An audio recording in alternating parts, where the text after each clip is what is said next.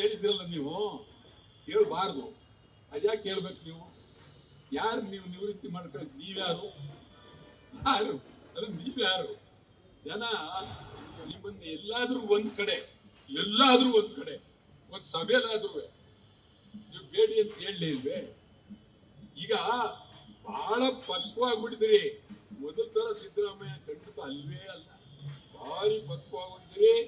ಏನೇ ಆದ್ರೂ ಹೆದರ್ಬೇಕಾಗಿಲ್ಲ, ಭದ್ರವಾಗಿದೆ. ಮತ್ತೆ ಈ ರಾಜ್ಯದಲ್ಲಿ ಒಬ್ರು ಮುಖ್ಯಮಂತ್ರಿ ಆದವರು ಎಲ್ಲರ ಪ್ರೀತಿಗೆ ಪಾತ್ರರಾಗಿರ್ತಕ್ಕಂಥವ್ರು ಮುಖ್ಯಮಂತ್ರಿ ಆಗೋದು, ಅದು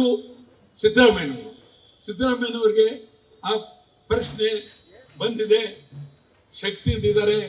ನಾವು ನೋಡ್ತಾ ಇರೋದು, ಅವರ ಮನೆಗೆ ಹೋದಾಗ್ಲೆಲ್ಲ ನಾನು ಅವ್ರು ನಡೆಯೋದು ಗಿಡದಲ್ಲಿ ನೋಡ್ತಾ ಇರ್ತೀನಿ.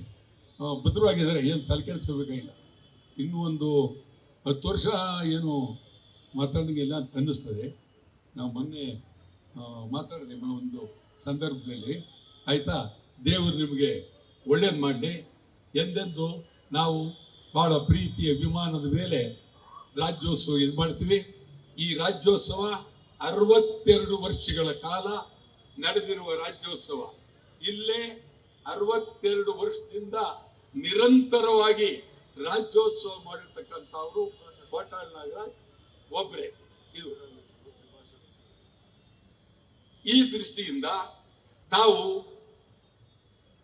ಬಹಳ ಗಂಭೀರವಾಗಿ ಯೋಚನೆ ಮಾಡಬೇಕಾಗಿರೋದು, ಬೆಂಗಳೂರಿನಲ್ಲಿ ಪರಭಾಷೆಯವರ ದಾಂಧಲೆ, ದಬ್ಬಾಳಿಕೆ, ಕನ್ನಡಿಗರು ಕಣ್ಣೀರಿಡ್ತಾ ಇದ್ದಾರೆ. ಪರಭಾಷೆಯವರ ಬಗ್ಗೆ ಎಚ್ಚರ ಇರಲೇಬೇಕು. ತಮಗೆ ಹೇಳ್ತಾ ಇದ್ದೀನಿ, ಪರಭಾಷೆಯವರ ಬಗ್ಗೆ ಅಕಸ್ಮಾತ್ ನೀವು ಚಿಂತನೆ ಮಾಡಲಿಲ್ಲ ಅಂತಂದ್ರೆ ರಾಜ್ಯದಲ್ಲಿ ಕನ್ನಡಿಗರು ದಂಗೆ ಹೇಳ್ತಾರೆ.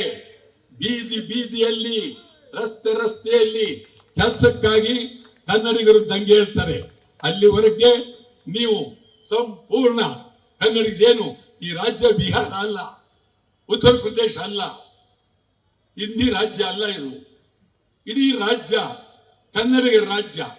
ಕರ್ನಾಟಕ ಏಕೀಕರಣ ಆದದ್ದು ಕನ್ನಡಿಗರಿಗಾಗಿ, ಕರ್ನಾಟಕ ನಾಮಕರಣ ಆದದ್ದು ಕನ್ನಡಿಗರಿಗಾಗಿ.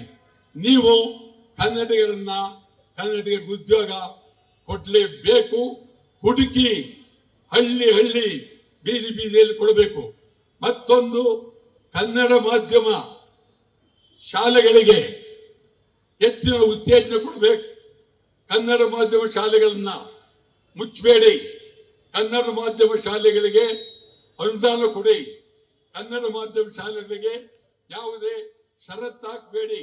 ಕನ್ನಡ ಮಾಧ್ಯಮ ಶಾಲೆಗಳನ್ನ ನೀವೇ ಕಡ್ಡಾಯ ಯೋಚನೆ ಮಾಡಿ ಕನ್ನಡ ಮಾಧ್ಯಮ ಶಾಲೆಗಳನ್ನ ಉಳಿಸಬೇಕು ಅಂತ ತಮ್ಮಲ್ಲಿ ಕಳಕಳಿಯಿಂದ ಮನವಿ ಮಾಡಿ ನನ್ನ ಮಾತು ಮುಗಿಸ್ತೇನೆ. ನಮಸ್ಕಾರ.